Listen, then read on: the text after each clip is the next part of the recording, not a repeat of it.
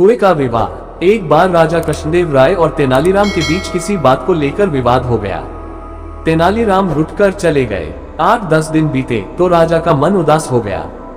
राजा ने तुरंत सेवकों को तेनालीराम को खोजने भेजा। आसपास का पूरा क्षेत्र छान लिया पर तेनालीराम का कहीं अता पता नहीं चला। अचानक राजा को एक तरकीब सूझी।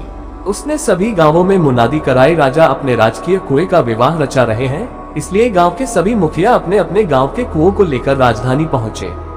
जो आदमी इस आज्ञा का पालन नहीं करेगा उसे जुर्माने में 1000 स्वर्ण मुद्राएं देनी होंगी। मुनादी सुनकर सभी परेशान हो गए।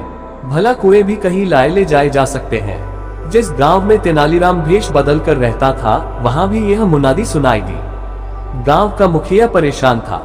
तेनालीराम समझ गए कि उसे खोजने के लिए ही महाराज ने ये चाल चली है। तेनालीराम ने मुखिया को बुलाकर कहा, मुखिया जी आप चिंता न करें, आपने मुझे गांव में आश्रय दिया है, इसलिए आपके उपकार का बदला मैं चुकाऊंगा। मैं एक तरकीब बताता हूँ, आप आसपास के मुखियाओं को इकट्ठा करके राजधानी की ओर प्रस्थान करें। सलाह के अनुसार सभी राजधानी की ओर चल दिए। तेनालीराम भी उनके साथ थे। राजधानी के बाहर पहुंचकर वे एक जगह पर रुक गए। एक आदमी को मुखिया का संदेश देकर राजदरबार में भेजा।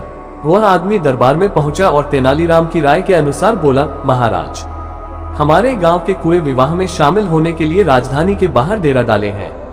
आप मेहरबानी करके राजकीय कुएं को उनकी अगवानी के लिए भेजें ताकि हमारे गांव के कुएं ससम्मान दरबार के सामने हाजिर हो सके।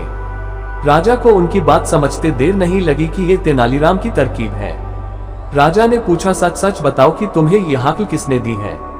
राजन, थोड़े दिन पहले हमारे गांव में एक परदेशी आकर रुका था, उसी ने हमें ये तरकीब बताई है, आगंतुक ने जवाब दिया। सारी बात सुनकर राजा स्वयं रथ पर बैठकर राजधानी से बाहर आए और ससम्मान तेनालीराम को दरबार में वापस लाए।